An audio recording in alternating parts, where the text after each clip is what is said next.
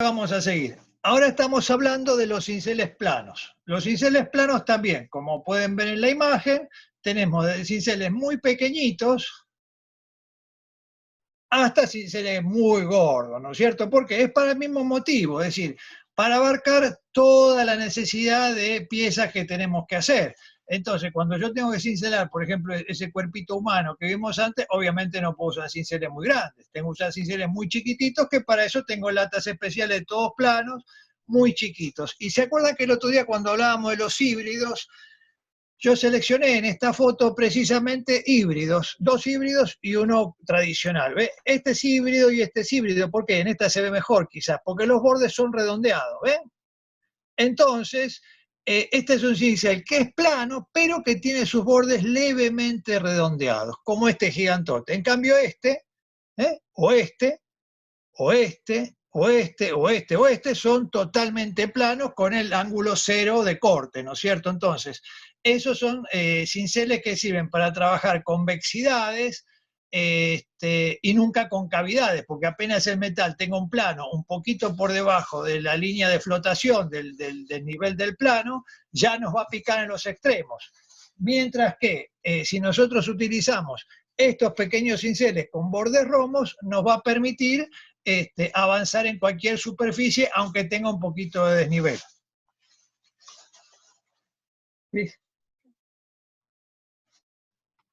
Aquí tenemos cinceles medialunas. ¿Se acuerdan que hablamos el otro día? Que son cinceles para ingresar también en superficies cóncavas. ¿Qué quiere decir? Aquellas superficies que tengan un hundimiento, ¿no es cierto? Una profundidad que necesite, amerite un cincel que tenga los extremos totalmente romos para no picar con sus bordes. Imagínense, si nosotros usáramos un recto para cincelar una concavidad, como puede ser un cuenco, un bowl, una conchilla, si esto fuera derecho, las puntas nos tocarían en los extremos de la superficie y no tocarían en medio, que es lo que queremos lograr. Entonces, para eso hacemos cinceles media luna y de esa manera podemos ingresar en cualquier superficie cóncava.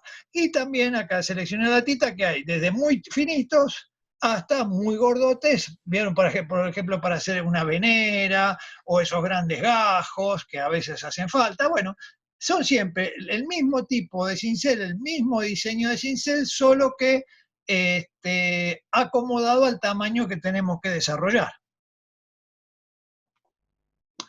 Bueno, ahora que hablamos un poco de las principales familias, vamos a hablar de los martillos. Entonces tenemos, esta es mi tira de martillo, ¿no es cierto? Que van, como ustedes ya saben, en la pared siempre está anotado de los 70 gramos hasta los 650 gramos aproximadamente, ahora no recuerdo porque está tapado por la luz. ¿Y por qué usamos tantos tipos de martillos? Porque la teoría del oficio que indica que el martillo debe pivotear por el propio peso de la masa de la cabeza de ese martillo y no por la fuerza del brazo. Ustedes, ya, como ya saben, porque me canso de explicarlo, uno debe dejar el brazo totalmente inmóvil y lo único que haga palanca, lo único que pivotee sea la muñeca. Entonces la muñeca, la palma de la mano donde se encaja la forma de la perita, se mueve libremente y el resto del cuerpo está inmóvil. Entonces, para no hacer fuerza y no perder precisión en el golpe, uno va cambiando el peso del martillo de acuerdo a la potencia que quiera de esa percusión, de ese golpe. Entonces, ¿se acuerdan que yo el otro día les mostré este martillito de 70 gramos que era en la época que yo me dedicaba de jovencito, cuando tenía buena vista? Me dedicaba a la medallística, me dedicaba a hacer pequeños bajorrelieves. Me acuerdo en el año 80, cuando se cumplieron los 500 años de la fundación de la ciudad de Buenos Aires, yo tenía solo 24 años y lo que era la municipalidad de aquella época me había encargado hacer 50 medallas con el perfil de Juan de Garay, y eran monedas de 4 centímetros, y adentro iba el perfil, ¿no es cierto? Entonces, bueno, para ese tipo de cincelados tan pequeños, se usa este tipo de martillos tan pequeños para empujar cinceles muy pequeños. Entonces uno va avanzando con el tipo de peso de determinado martillo de acuerdo a la impronta que quiere dejar, más fuerte, menos fuerte, y sobre todo el tamaño del cincel, porque si yo tengo un cincel que es como una agujita. No puedo usar un martillo grande porque primero lo rompería y segundo me agujeraría la chapa inmediatamente porque pasaría como una aguja. Y viceversa, no voy a usar un martillo muy chiquito para un cincel que tenga una caña de 10, 12, 15, 20 milímetros, ¿no es cierto? Entonces siempre va, la relación de los martillos va en función de la caña de los cinceles. Aquí abajo, después de esto lo vamos a ver en otra clase, que ya la tengo preparada, todo lo que sean embutidores, estos eran los famosos tembleques, ¿no es cierto?, que se usan agarrándolo en la morsa, y con la otra punta se percute en el inicio de la caña y va percutiendo para empujar piezas que sean cerradas, para levantar de adentro. Cellini, ven, estos más grandes, Cellini a este tipo de herramientas le decían hecha afuera, pero él se atribuía la creación, pero en realidad ya lo usaban los asirios, ya lo usaban los sumerios, esto, ¿no es cierto? Quizás él en buena fe no se acuerdan que era el Renacimiento, que se desconocía mucho, se había perdido la enseñanza tradicional de los egipcios, de los caldeos, y estaban como redescubriendo las artes. Entonces es muy posible que Cellini fuera sincero cuando decía que él los había descubierto o creado, ¿no es cierto? En realidad ya cuando los sumerios hacían los famosos ritones o esos famosos vasos ceremoniales con cabezas de cabras, de leones, bueno, obligadamente hay que usar este tipo de herramientas para sacar ciertos volúmenes de la parte interior. Bueno, esta era una imagen de mi viejo taller, donde ustedes hoy día trabajan en la escuela. Es simplemente una imagen, acá se ven los dibujos, que ustedes ya están acostumbrados, y esta es toda una de las estanterías con todas las gomas, donde están guardadas los originales de las fundiciones. Buriles, que es una técnica optativa, que se usa más en joyería en realidad, ¿no es cierto? El grabado a buril, el grabado a lustre es más para grabar iniciales, para hacer bajorrelieves. Creo que después hay alguna imagen donde se aprecia precisamente uno de esos trabajos. Y bueno, son los que se usan tradicionalmente en orfebrería. Yo no soy un experto en buril, pero bueno, me la rebusco cuando tengo que grabar unas letras o algún pequeño monograma, lo hago yo. Si es algo más importante, ya recurro a mi grabador, que ya es un profesional que se dedica a eso. Y esto acá al lado es un asentador viejo de cuero que me había regalado un maestro, para hacer el último asentado de esos buriles, ¿no es cierto? Las pastas de cincelar, como ya las conocemos, lo único que cambia es el tipo de contenedor que tiene. Acá tenemos una paila, como si fuera esas paelleras para hacer la paella, rellena de pasta. Esta queda la huella, que cuando cincelé un gran plato, una gran fuente, cuando la despegué quedó la impronta de ese metal. Bueno, y ahora que vimos un poquito, ustedes ya lo conocen todo esto, pero bueno, quería aprovechar para hacer un poquito una clase abierta para los que decían ver de afuera, ¿no es cierto? Vamos a ver un cincelo mate muy simple, pero donde se entiende cómo funciona el tema del cincelado. Este es el mate, que es uno de los modelos más tradicionales míos, que lo hago desde hace más de 40 años. Vamos a ver cómo lo cincelamos. Bueno, una vez que se seca la chapa, una vez que se soldó, se mandó al ácido sulfúrico, la secamos con un calor dulce, como se le llama en el oficio, cuando uno utiliza una llama suave, y una vez que se evaporó toda la humedad, lo colocamos en algún pequeño soporte, algún pequeño pedestal, y lo dejamos bien nivelado como para comenzar a rellenar con la pasta de cincelar. Siempre cuando queramos rellenar cosas pequeñas, vamos a trasvasar de una cazuela más chica de una cazuela más grande a una cazuela más chica, como para poder embocar en esa boquilla sin chorrear demasiado, ¿no es cierto? Y una vez que lo trasvasamos a una cazuela más chica, comenzamos a rellenar como si fuera un chocolate. Hablando de chocolate, ven todas estas marcas. Bueno, este, ¿por qué utilizo mármol? Bueno, esta es una anécdota que yo tenía, que siempre ustedes la deben saber, ya deben estar aburridos de escucharla, ¿no? Pero ya como todos los viejos vuelvo a contar lo mismo. ¿Cuál era el castigo que nos mandaba siempre a los más jovencitos, a los aprendices en los talleres? A limpiar los ladrillos refractarios después de haber usado las pastas y todo eso. Bueno, con soplete, con espátula, a última hora del día se rasqueteaba todos los ladrillos refractarios, que imagínense, son porosos. Así que un ladrillo refractario poroso es una desgracia para sacar pasta insertada adentro. Y un día estaba ahí en la calle Corrientes, en esa famosa bombonería donde hacen el chocolate en rama, y me puse a mirar como todos los curiosos a través de la ventana, y vi que el repostero tiraba el chocolate, mojaba un mármol que estaba en la vidriera, tiraba el chocolate caliente arriba, y una vez que ya apenas se enfriaba, con una espátula lo levantaba rápidamente. Y yo me quedé pensando, dije, pero puede ser tan fácil. Bueno, fui a casa, encontré un pedazo de mármol, probé, y eureka, era ideal, porque la pasta una vez que se enfría sobre un mármol mojado sale inmediatamente. Lo llamo a Edgar, yo todavía estaba con Edgar, yo era un muchachito, ya estaba trabajando para alguna casa yo, y le cuento. Y Edgar me dice, mira, en 40 años nunca se me había ocurrido, voy a probar. Bueno, así fue que empezó el utilizar mármoles pulidos, mojados, para levantar la pasta. Posiblemente en algún otro taller de orfebrería se conocía, pero los que yo iba no lo conocía nadie. Así que bueno, pequeñas anécdotas del oficio, ¿no es cierto? Acá está, ya terminamos de rellenar el cuenco del mate y lo que va a ser la tapita de ese mate con tapita. Una vez que se enfrió, una vez que calentamos la superficie de la bocha de cincelar y la huecamos, conformándola, presionando el mate en caliente para que se rehunda, y una vez que ya está todo frío, vamos a comenzar con compases a trazar las marcas en paralelo para determinar alguna línea perpendicular al plano, ¿no es cierto? Siempre necesitamos algún tipo de referencia espacial como para saber dónde comenzar. Entonces, ¿qué mejor? La única referencia plana que tenemos es el borde de la boquilla. Entonces, haciendo punta de compás en el borde de la boquilla, tiramos un aro que vaya emparejado a la altura que querramos nosotros. Y ahí vamos a comenzar en el primer paso, que sería el trazado. En este caso, como es una línea recta, vamos a cincelar un cincel recto trazador, como habíamos hablado. Una vez que tiramos un par de líneas trazadores rectas, tiramos las paralelas inferiores. Ahí está, ¿ven? Ahí se puede ver la línea que va dejando la incisión y cómo el cincel recto va caminando.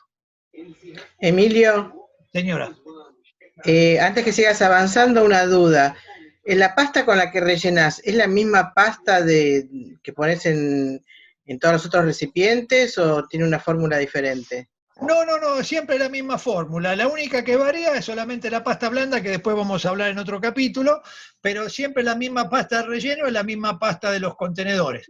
La única diferencia que yo para el trabajo profesional tengo de repente algunas pastas un poco más blandas cuando es para trabajar en invierno y algunas un poco más duras para trabajar en verano, porque vieron que la pasta un poquito en verano se ablanda y en invierno se cristaliza sobremanera. Entonces, esa sería la única diferencia, pero exceptuando el tema de la temperatura ambiente, la pasta es siempre la misma, tanto de adentro como de afuera. Ok, gracias. Una vez que logramos determinar los límites de los campos que vamos a cincelar, se comienza con un dibujo a mano alzada en función del boceto que uno ya tenía ideado. ¿Ven? Es un dibujo bastante, digamos, tosco, simple, muy impreciso. ¿Por qué? Porque precisamente esta es una maña que yo saqué de Bellas Artes. Yo me acuerdo que ustedes, los que han estudiado Bellas Artes, posiblemente tengan noción o les haya pasado, porque creo que a todos nos pasan las mismas cosas. Uno está con la mano derecha con el lápiz y con la mano izquierda con la goma, queriendo borrar inmediatamente todo lo que hace con la derecha porque lo hace mal, porque está aprendiendo. Y un profesor me dijo, no borres nada, seguí dibujando arriba y aprovecha esa línea mal hecha para usarla como referencia. Y me pareció un excelente consejo y lo que hice toda mi vida. Yo nunca borro ninguna línea, simplemente tiro toda la línea y después paso por el cincel por arriba de la que considero que es la que me gusta más a mí, ¿no es cierto? Y es un excelente método para no perder tiempo. Bueno, ven, ya hice el dibujito, que son unas grandes hojas, y luego con un cincel acá así, uña, porque es curvo, tiro la pequeña elíptica que determina la nervadura central de esa hoja. Y ven cómo se va cincelando de a poco el contorno de esas hojas con esa especie de penacho que tiene la parte inferior. Ahí se ve, ¿ven? Ahí voy determinando los campos inferiores. Y ahí nos queda el primer paso del trazado, que como podrán ver es bastante irregular, si se quiere, porque no me preocupo demasiado, porque como es simplemente una excusa como para dejar las marcas en el lugar donde yo voy a querer modelar, porque como luego hay que empezar a bajar con fondos, modelar los planos, la estructura, quizás esos lugares no sean exactamente donde va a quedar determinado el dibujo final. Entonces es una pasada rápida como para plantear los dibujos, pero en profundidad. Acá ya tenemos el segundo paso, el fondeado. ¿Qué pasa? Esto es una superficie cerrada. Entonces yo no puedo hacer como habría hecho en el hombrecito que vimos al principio, se da vuelta la chapa, como hacemos en una... como hacemos en una placa ornamental, y entonces tengo que manejarme siempre desde el exterior. Entonces, en ese caso, ¿qué voy a hacer? En vez de repujar de adentro las figuras, que es lo acostumbrado, vamos a bajar los fondos, vamos a embutir los fondos, toda la parte que yo quiera que sea fondo, lo vamos a bajar. Y para eso vamos a utilizar los cinceles llamados fondos, que son aquellos cinceles que dejan, como pueden ver en la imagen, una textura, un cierto rayadito, un tramado, que va a diferenciar a la figura no solo por volumen, sino, como hablamos al principio, por textura. Ahí tenemos cómo va quedando. Y pueden apreciar que ya por el efecto del bajado pareciera que esta parte está un poco más arriba que donde está el fondeado. Fíjense qué tamañote de cincel que estoy usando ahora, aunque sea chica la superficie, y obviamente un martillo más grande. ¿Por qué? Porque yo no voy a querer, estoy usando en este caso un cincel plano, porque yo no voy a querer que todo ese fondo sea rayado, sea tramado, sea picado, sino que voy a querer que sea totalmente liso, porque de esa manera el fondo no me va a quedar totalmente rayado, porque como tiene mucho fondo, por una cuestión de estética de dibujo, si yo hiciera todo ese fondo texturado, matearía mucho al brillo del mate en general, lo opacaría mucho y yo no quiero eso. Entonces, voy a bajar el fondo, pero con cinceles planos. ¿Se acuerdan que el otro día habíamos hablado de que la otra técnica alternativa para el trabajo de los fondos era a través de cinceles planos? Logramos bajar el fondo de una superficie absolutamente plana, pero sin dejar ninguna textura, que queda la superficie no solo lisa, sino además brillante, porque no se olviden que siempre usamos nosotros, ¿qué cosa? Cinceles totalmente pulidos, entonces como que bruñimos la superficie de la chapa. Ahí se puede ver, y creo que se va a alcanzar a ver el tipo de huella que deja, una huella totalmente brillante, pero que parece que, ahora creo que lo vamos a ver mejor en la escena siguiente. Claro, ahí está, ¿ven? Ver, acá pareciera que en realidad es que todo esto está más bajo que esta parte que está intocable, pero sin textura, liso. Entonces le va a dar más brillo a esa superficie, pero esto por supuesto es una cuestión de gusto, ¿no? No hay estéticas que son totalmente cerradas en cuanto a su ornamentación y no admiten ningún tipo de parte lisa o de parte sin trabajar. Es una cuestión de composición estética por gusto, ¿no? O por estilo muchas veces. Bueno, fíjense, después puedo utilizar como nexo entre la parte plana lisa y la parte plana fondeada, que la dejé con mis cinceles fondos, un intermedio, que son estos picadores embutidores, es decir, picadores pero hacia adentro, que no es ni un fondo ni un picador. Bien, por eso que siempre hablo yo de tanto de los híbridos, que deja que es un modelito de cincel muy común que se le llama pastito en el oficio, como que deja matitas de pasto, ¿no es cierto? Entonces, apoyo este cincel en el fondo y lo cruzo todo haciendo un estriado que, como deja ciertos filitos, después el brillo refracta, definiéndose muy bien en la imagen final.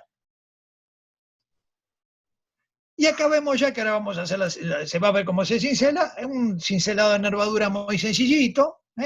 Acá lo que faltó, que creo que se me salteó la foto, ve que yo ya modelé toda esta parte con cinceles planos, creo que en esta conferencia lo había eliminado para no extenderme tanto, pero recuerdan que después de lograr los volúmenes generales, nosotros estructurábamos cada forma, cada ornamento, con cinceles planos para lograr la estructura geométrica que nos agradara a nosotros, ¿no es cierto? Entonces, ven como acá parece que bajara, todo esto que se alcanza a ver, hasta una fajita que fue como un plano, que pase acá, también acá estos brillos, ven, acá esta faceta, eso porque fue aplanado, fue cincelado con cinceles planos para estructurar geométricamente, independientemente que después eso va a ser tapado por la textura final que uno quiere hacer en la nervadura. Y después, por ejemplo, ¿cómo se llama? A la nervadura central, en esta parte la ensanché con un cincel más gordo para darle diferencias.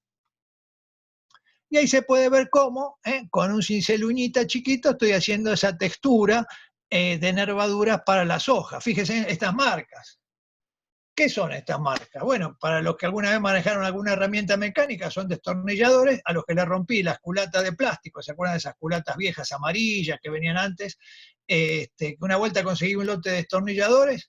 Bueno, lo rompí todas las carcasas plásticas y aproveché los aceros que eran de muy buena calidad, eran todos destornilladores norteamericanos de la década del 40, 50, un excelente acero. Y bueno, esas eran las famosas canaletas donde el plástico mordía para que no se mueva. Ahí está. ¿Ven? Y se acuerdan que les hablaba el otro día cómo se van remachando las cabecitas, después de tantos años de golpear, se va reventando. ¿Por qué? Porque nosotros habíamos hablado en la última clase del templado, ¿se acuerda entonces? La punta del acero va a permanecer incólume durante toda tu vida, nunca se va a deformar porque está templada. La culata la dejamos sin temple, es decir, el acero dulce, como se le dice en el oficio, ¿para qué? Para que permita que el material ceda ante la presión del martillo. Y ese material que cede por su situación plástica, ¿no es cierto?, que no está endurecido, hace que se vaya remachando en forma de honguito. Acá si giran la vista a la izquierda van a ver que también estos cinceles, miren, estos gordotes, también todos tienen las cabezas ya reventadas de tantos años de trabajar y qué sé yo, ¿no es cierto? Pero las puntas, las cabezas, están impecables porque están templadas. Entonces, un poco la idea es que se temple la punta y que esté totalmente destemplada el otro extremo para, primero, que no nos rebote el martillo en exceso por una situación de dureza extrema del metal y que tampoco se dañe el martillo, porque si la culata estuviera totalmente templada, ¿qué pasaría? Quizás queda más dura que la cabeza del martillo y no termina lastimando el martillo.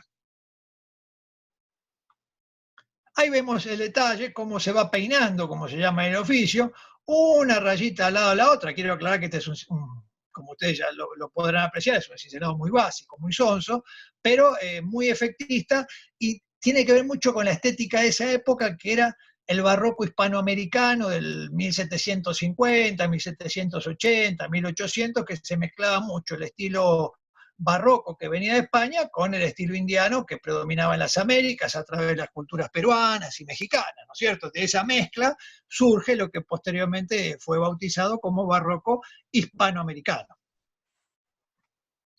Ahí podemos ver el matecito, ya cincelado, con una suave peinadita. Acá están los brillitos, esos famosos, el pastito que les decía, y pueden ver, ven, acá los brillos determinan, delimitan, lo mismo que acá. Pareciera que esta faja como que sobresale este cordón con respecto a los volúmenes que fueron de base, pero no fueron tratados con cinceles fondos, sino que fueron tratados con cinceles planos para que la superficie brille, porque imagínense, si yo hubiese mateado todo, lo que sea fondo quedaría muy opaco y atentaría contra el brillo de la pieza final.